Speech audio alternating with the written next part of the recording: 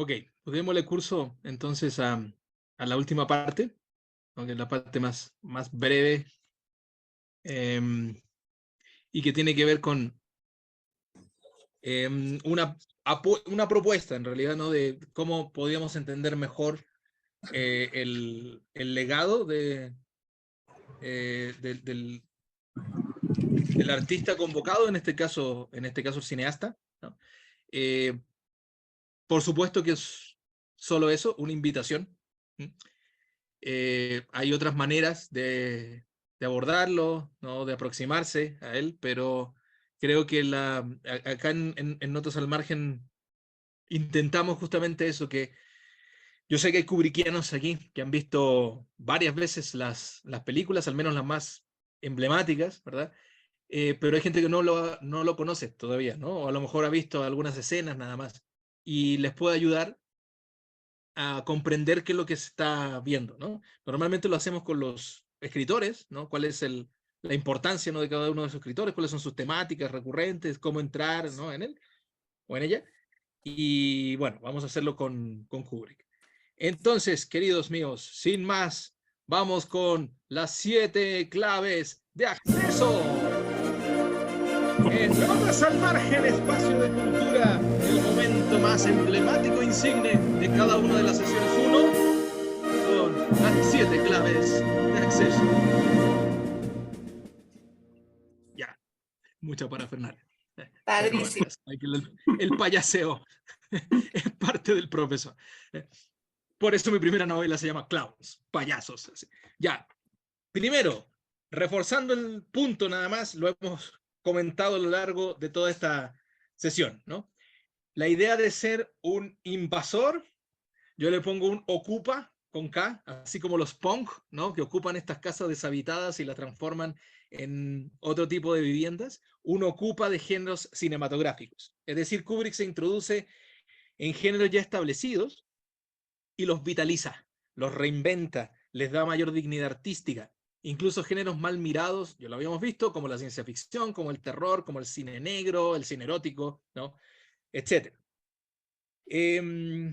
Los vuelve totalmente particulares y personales, ¿no? Por ejemplo, el The Killing es cine negro, Lolita puede ser cine negro, melodrama, romántico, ¿no? Etcétera. Doctor Strangelove, Teléfono Rojo, Volamos hacia Moscú, es comedia, más cine bélico, ¿no? Odisea del Espacio, ciencia ficción, La Naranja Mecánica es la ficción distópica, más comedia negra, ¿no? En algún punto. Barry Lyndon es drama histórico, Full Metal Jacket es bélico, y Path of Glory es bélico también, El Resplandor es terror, y Ojo Bien Cerrado sería tu cine erótico, ¿no? Soft porno, casi. Mezclado con thriller también, ¿verdad? Entonces, cómo él en realidad no inventa estos géneros, pero sí se apropia de ellos y los convierte en otra cosa, ¿no? Esa sería la primera clave de acceso para comprender qué es lo que está queriendo hacer, ¿no? Kubrick. Luego, cómo involucrar al espectador. Eh, cada escena, cada plano dentro de las escenas lo hacía con un motivo claro.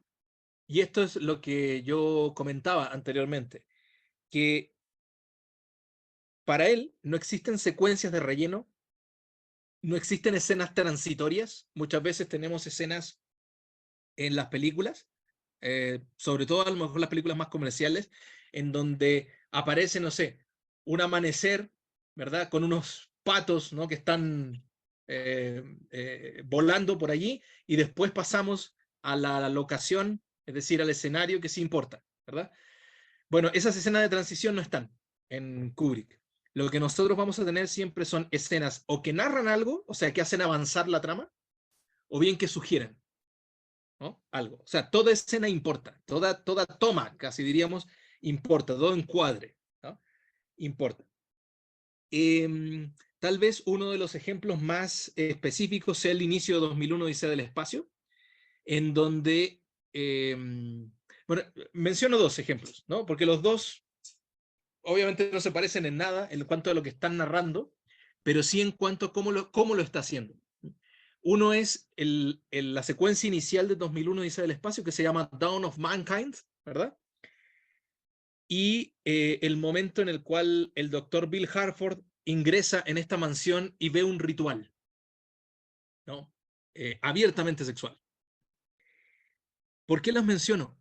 Porque allí aparece algo que un crítico llamado Donald Spoto, S-P-O-T-O, Donald Spoto, ¿sale? Con O, no con U, y tengo chistes peores, que es un crítico de Hitchcock, llamaba Pure Cinema, cinema puro.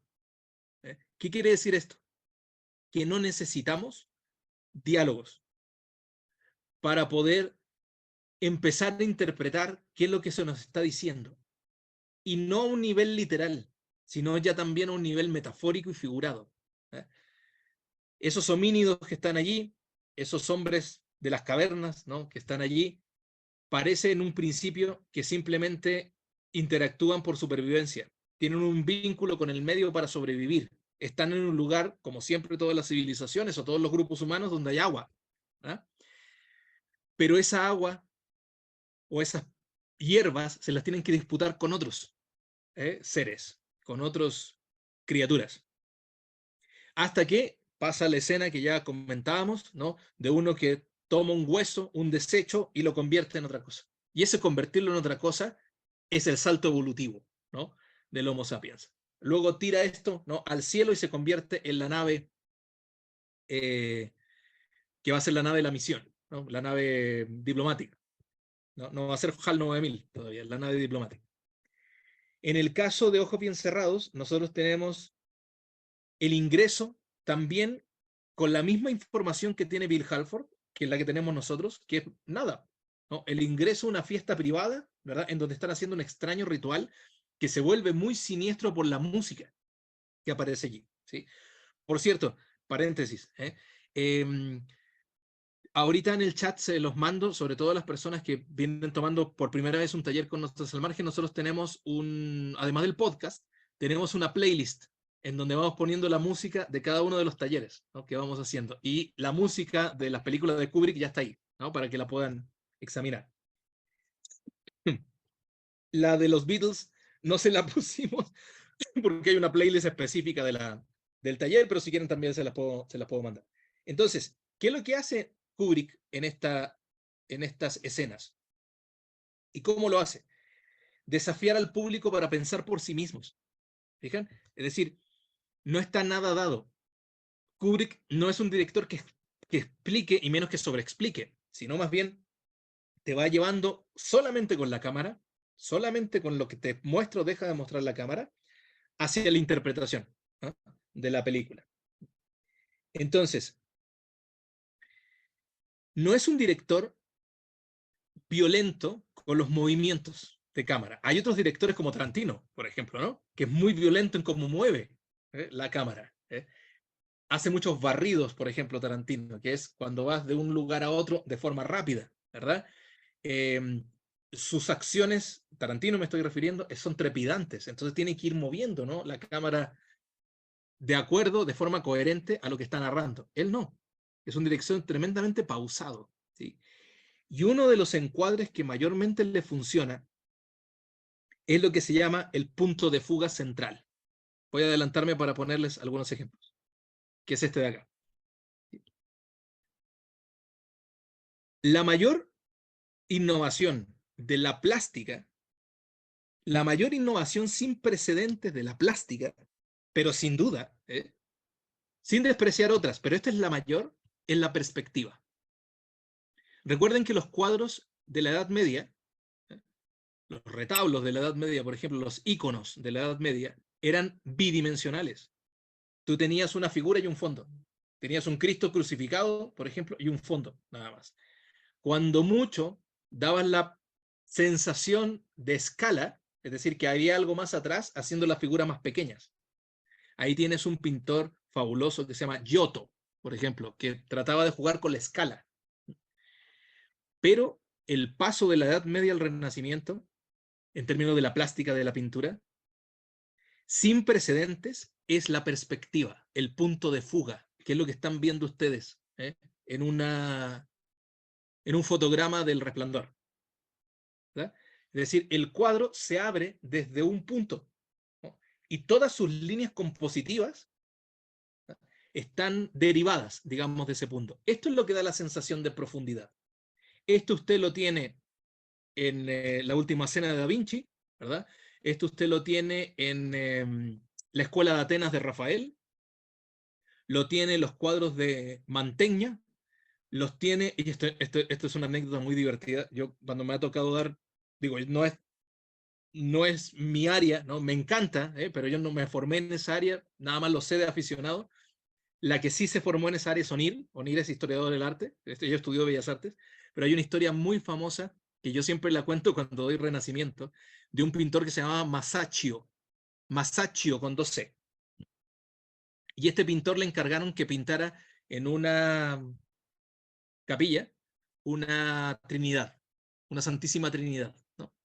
Y entonces, bueno, pues ya está, pinta un Cristo, arriba, ¿no?, la imagen iconográfica de Dios que nos entregó Miguel Ángel, ¿verdad?, en la Capilla Sixtina, que lo pintó como Zeus, ¿verdad? Y de ahí nos viene la imagen del Dios judeocristiano, como el Señor con la barba, ¿verdad?, y la túnica, en fin. Y, y pintó dos figuras acá abajo, ¿no? Y lo que pinta Masaccio, a partir de la perspectiva, es la ilusión de profundidad, como si fuera un agujero en la pared. Y la anécdota es la siguiente: cuando Masaccio descubre el fresco, al cardenal le debe un ataque, ¿sí? Y le dice, ¿pero qué hiciste? ¿Por qué le hiciste un boquete a la pared? Le dice, con todo respeto, no es un boquete, es la perspectiva, es la perspectiva, ¿sí? Paolo Uccello, otro de los grandes pintores, que utiliza la perspectiva y que se llamaba Paolo Uccello. Uccello es pájaro en italiano, ¿no? Porque siempre ese era su motivo favorito, él pintaba pájaros. Y se decía que en el monasterio en el que él se había refugiado voluntariamente para solamente pintar, iba diciendo, qué bella cosa es la perspectiva, qué gran cosa, qué bella cosa es la perspectiva. Bueno, Kubrick compone, después de todo este breviario aburrido cultural, compone como si fuera un pintor renacentista, ¿sí? Pero obviamente esto no está quieto, esto se mueve, esto es cine. Y lo que va a ir haciendo es provocando vértigo en el espectador, inquietud en el espectador.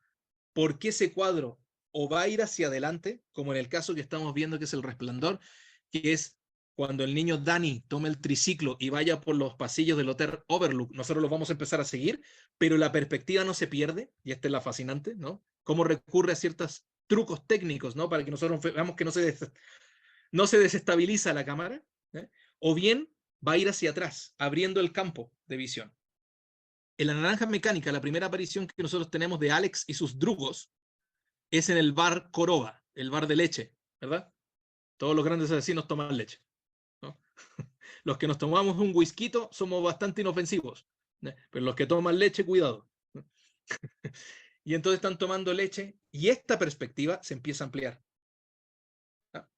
Entonces, fíjense aquí cómo aparece en Ojos, perdón, disculpen, en El Resplandor. Esto es Full Metal Jacket.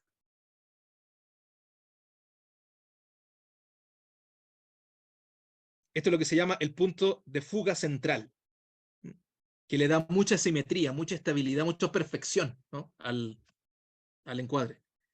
Y esto es 2001 dice el espacio.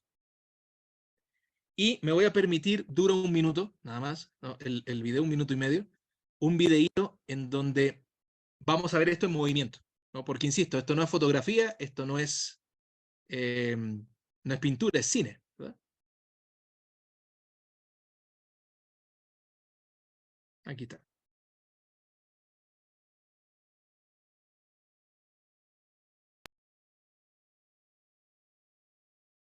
Ok.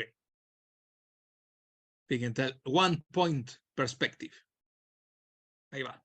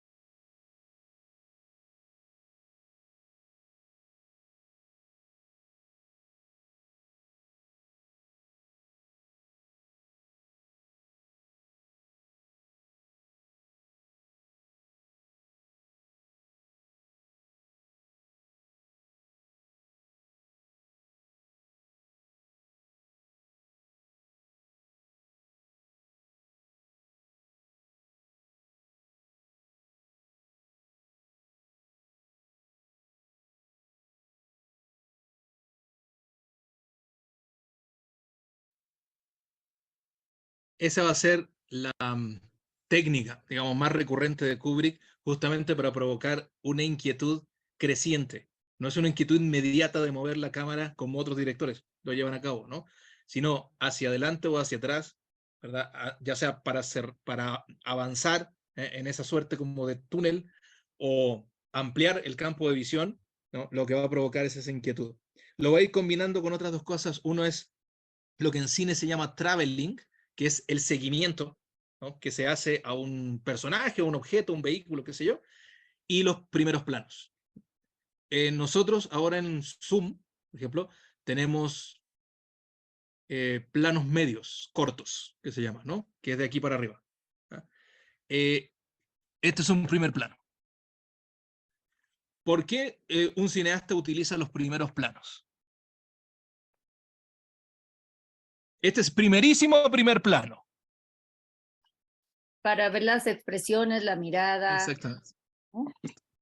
Justamente, ¿no? Y esto va a estar muy... Son invasivos y son agresivos los primeros planos. Son invasivos y son agresivos. Exactamente. Y va a estar muy en coherencia con lo que Kubrick decía, ¿no? Que es que los actores están ahí para provocar emociones. Entonces, lo que nosotros queremos ver es la emoción del... espérame, que comparto de nuevo la pantalla. La emoción, la reacción emocional, eso sería más correcto, de un actor en un momento, o una actriz, ¿no? En un momento dado. Entonces va a combinar esto que es un acierto, sobre todo en El Resplandor, esto nos va a provocar cada vez más inquietud, ¿verdad? Pero en 2001 igual, por otras razones, eso sí, junto con el traveling y los primeros planos. ¿Sí? Bueno, una cosa más de este punto número 2, y es una cosa que a mí me sorprendió mucho, ahorita que estaba leyendo cosas de Kubrick, libros sobre todo el de Kerr, por ejemplo, ¿no? Que él decía que habían dos momentos para dirigir películas. Uno era durante el rodaje, ¿no? Y el otro era en la sala de edición, porque podía volver a dirigir. Esto es sorprendente, porque podía volver a dirigir la película. Por eso él hacía tantas tomas y desde angulaciones tan distintas, ¿vale? Porque podía finalmente, después de que ya no estaba en el plató, ¿no? Redirigir la película, ensamblarla de otra manera. ¿Eh? Hay una esto se lo dice a un biógrafo que se llama John Baxter, lo que les voy a leer ahorita, son palabras de Kubrick. Dice, me encanta la edición. Creo que me gusta más que cualquier otra fase del proceso. La edición es la única parte del cine que no se parece a ninguna de las otras artes y es un punto tan importante que no se puede subestimar. Puede hacer, la edición puede hacer o deshacer una película. ¿Vale? Entonces la magia del cine es el montaje, ¿no? Finalmente. ¿Vale? Estas ya son palabras de Baxter. Baxter comentando las palabras de Kubrick. Dice, en lugar de buscar la columna vertebral de una película en el guión antes de empezar a rodar, Kubrick empezaba a saber lo que buscaba en la versión final, al grabar cada escena desde muchos ángulos distintos y exigiendo distintas tomas de cada línea de guión. Luego él organizaba y reorganizaba miles de fragmentos para que se ajustaran a una determinada versión que solo empezaba a emerger en la edición. ¿Sí? Tú tienes durante un rodaje un plano con otro plano, con otro corte, con otro corte, con otro corte. Solo ensamblados es que se produce, digamos, un efecto. ¿Vale? Piensa en la escena de la regadera de Psicosis, por ejemplo, de Hitchcock, ¿no? Bueno, tercero, este tema de la adaptación. Él no se explayó tanto como otros directores acerca de cómo adaptaba. ¿Vale? Sin embargo, hay algo que es muy curioso y que a mí me parece también vinculado al tema de la música. ¿Sí? Hay una entrevista en la Rolling Stone, en la revista Rolling Stone, cuando él estrena Full Metal Jacket, se la da a Tim Cahill, en donde se explaya un poquito más acerca de pues, cómo adapta, qué es lo que le gusta adaptar, por qué algunos momentos singulares de las obras literarias que él deja fuera, bueno, en fin. Y una de las cosas que le dice es que le gusta leer de todo, ¿no? Es un lector omnívoro, digamos, y que hay tan poco tiempo para leer, eso es una obviedad, lo hemos comentado en otros talleres también, ¿no? ¿Qué hacemos con el tiempo limitado que tenemos para leer? Y él solucionó este dilema de una forma que ninguno de nosotros lo ha solucionado. Yo al menos no pienso que yo podría solucionar algo así como él, ¿no? ¿En qué sentido? Normalmente cuando decimos, a ver, ya tengo 35, 40, 45, 50, 60 años, y hace los cálculos macabros de cuánto tiempo me queda para seguir leyendo o viendo películas, ¿verdad? Te das cuenta que es limitado, porque además pues hay otras cosas que aparentemente se llaman vivir, ¿no? Y que hay que ir a pagar las cuentas también, hay que dejar los niños en la escuela, lo que sea, ¿eh? Y entonces, la solución a la que uno recurre es, ¿sabes qué? Me voy a ir con los clásicos, me voy a ir con las obras fundamentales. Yo ahora, por ejemplo, por un club de lectura estoy releyendo Crimen y Castigo y puta que o sea, es otro nivel de literatura. ¿Sabes? Absolutamente. Lo puedes releer cada año y cada año te va a otorgar nuevas perspectivas, ¿no? Pero bueno, lo otro es que te han recomendado mucho una autora, un autor, lo agarras, las primeras 50 páginas y si ya no funcionó, no funcionó, ¿eh? Vámonos a otra cosa. Él, ¿saben cómo lo solucionó? Diciendo, igual hay tanto que leer, ¿vale? Que me voy a la librería y elijo, esto hacía, ¿eh? Elijo con los ojos cerrados en las estanterías. Y entonces agarraba un libro, ¿no? Y se lo llevaba. Sin la angustia de decir, a lo mejor estoy leyendo de verdad un libro que no estaba dentro de mis campos de interés y le estoy quitando tiempo a Proust o a Dostoyevsky o lo que sea, ¿eh? Pero que sin embargo me activa, ¿no? Algún tipo de creatividad. Y decía que a veces le funcionaba, a veces no, ¿no? Me gusta leer todo, cualquier cosa. Me he dado cuenta de que hay tantos libros y hay tan poco tiempo para leer que ahora voy a una librería y saco cosas del estante con los ojos cerrados. Adaptar algo ajeno que se haya leído y que haya provocado una experiencia de pureza y entusiasmo es lo que quisiera lograr con mis películas. Y aquí lo subrayo, porque creo que tiene que ver con la música también. Dice, adaptar algo ajeno que se haya leído y que me haya provocado una experiencia de pureza y entusiasmo. Entonces, ¿qué son las películas de Kubrick? La mayoría de las películas de Kubrick son adaptaciones, ¿no? Y esa adaptación lo que persigue es proyectar, disponer la pureza y el entusiasmo que a él como lector le dio ese libro.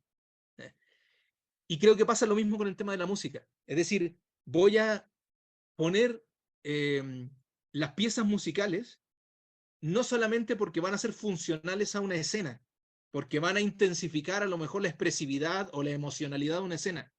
No, voy a poner esas piezas musicales en un momento concreto, específico y minucioso, porque quiero también proyectar eso.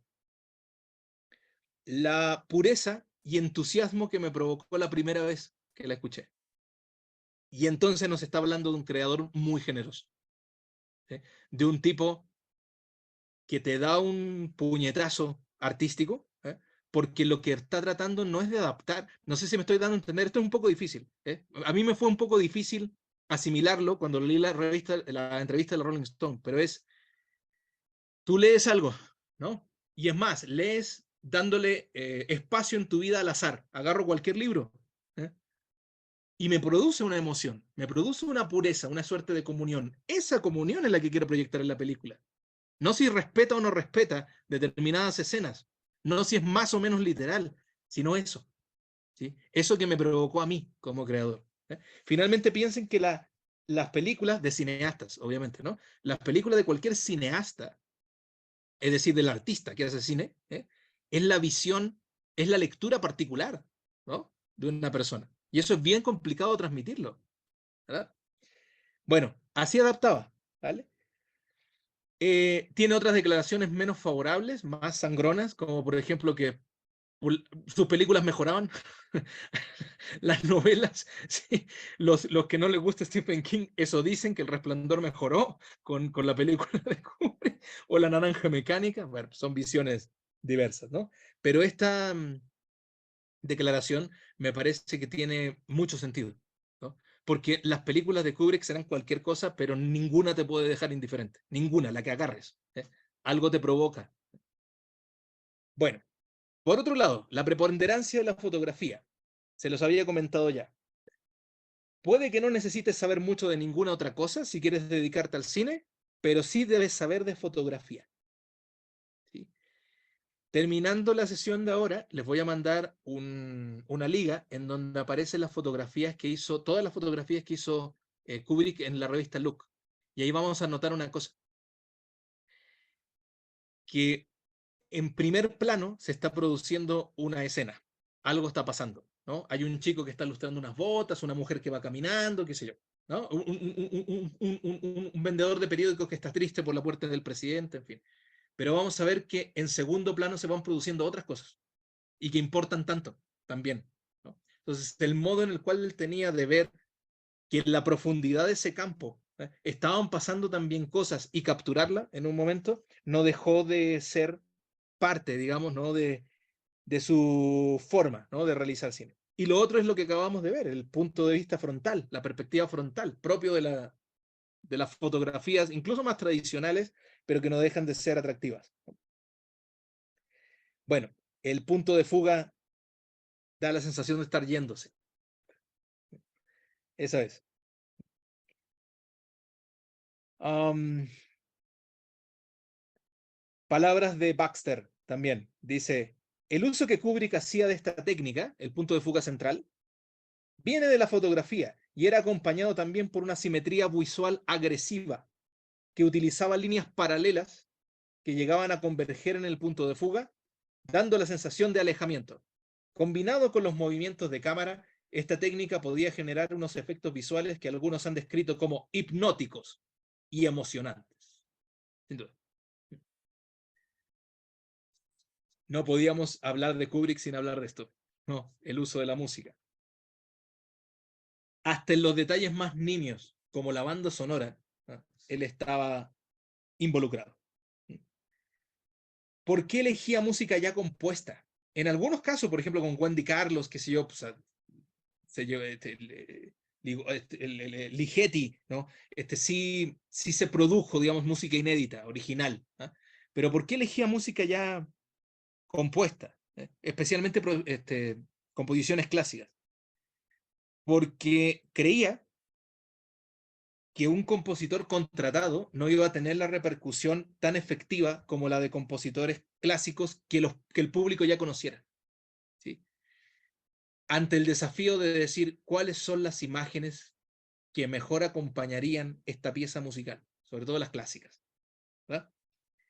Entonces, componer grandes escenas a partir de grandes piezas musicales. Y, como lo veíamos con la literatura, la pureza y entusiasmo inicial que había provocado esta pieza musical, tratar de transmitirlo, ¿no? También. Ejemplo de su obsesión. En Barry Lyndon, hay una escena de Barry Lyndon en donde él tenía que poner una canción de Händel que se llama Sarabanda. ¿Mm? Una canción de Händel. Y estuvo 42 días trabajando en la edición de esa escena nada más, probando las distintas grabaciones para encontrar la versión exacta de esa canción. Porque imagínate, después de haber, como comentaba Philip, de haberse conseguido esas lentes para que pareciera extremadamente real, que tú sí estuvieras en el siglo XVIII y que una grabación fuera como un pianista del siglo XX tocando una música del siglo XVIII, pues no. Lo que se quería era escuchar la música del siglo XVIII. ¿No? Entonces se pasó 42 días probando una y la ponía, la quitaba, la ponía, la quitaba, la ponía, la quitaba. ¿No? Palabras de Jack Nicholson. Si no estaba filmando, vi a Kubrick escuchando música constantemente hasta que encontraba algo que él sentía que le emocionaba de la manera adecuada. Bueno.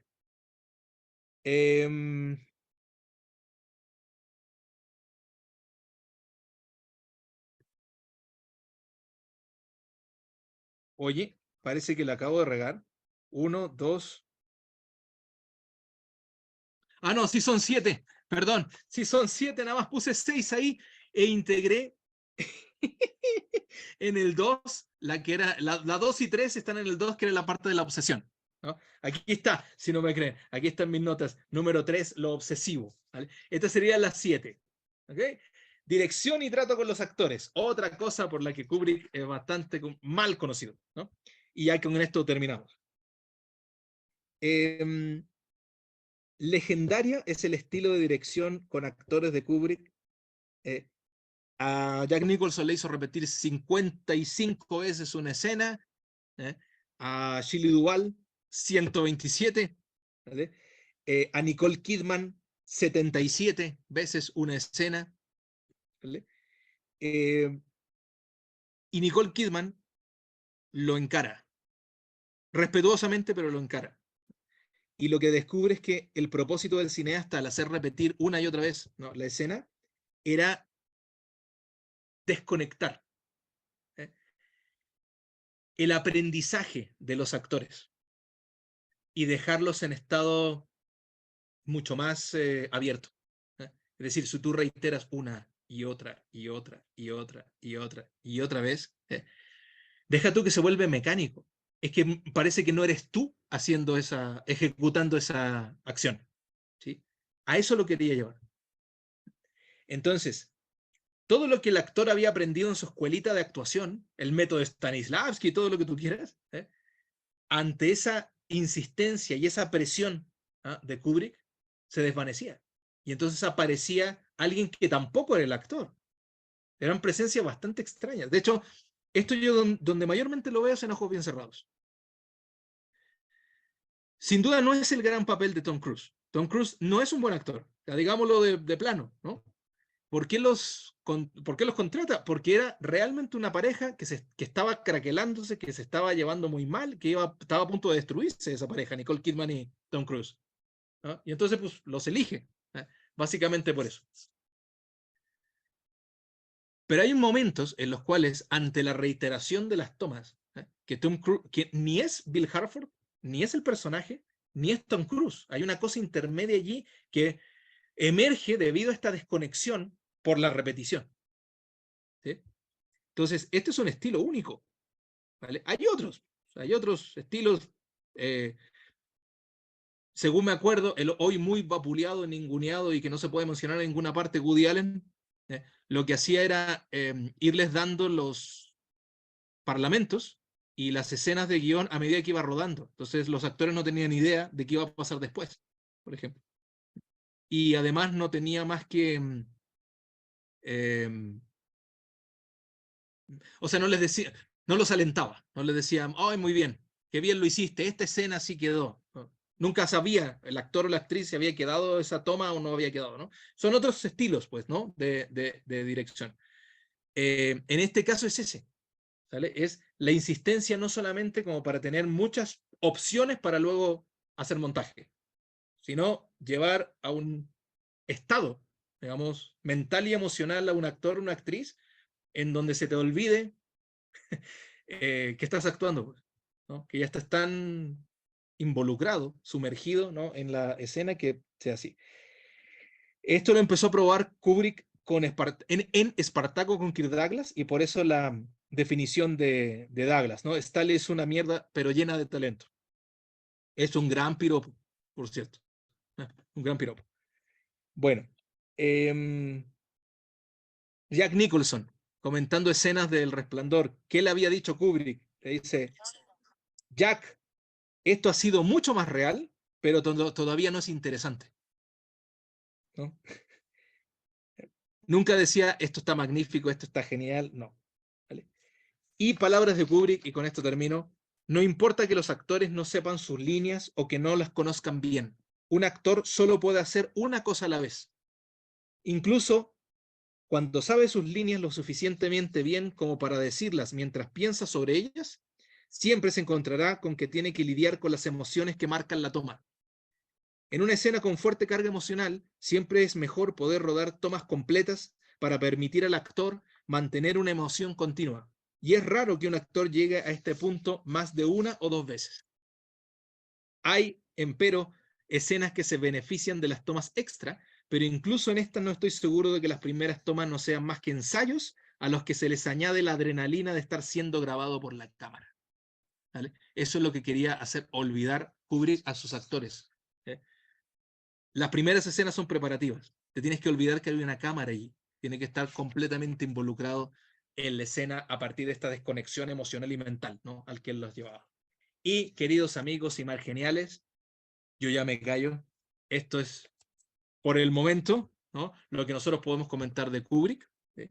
Pero, si quieren, tenemos espacio para algunos comentarios que quieran llevar a cabo, contarnos sus experiencias con el director, ¿no? Etcétera, etcétera.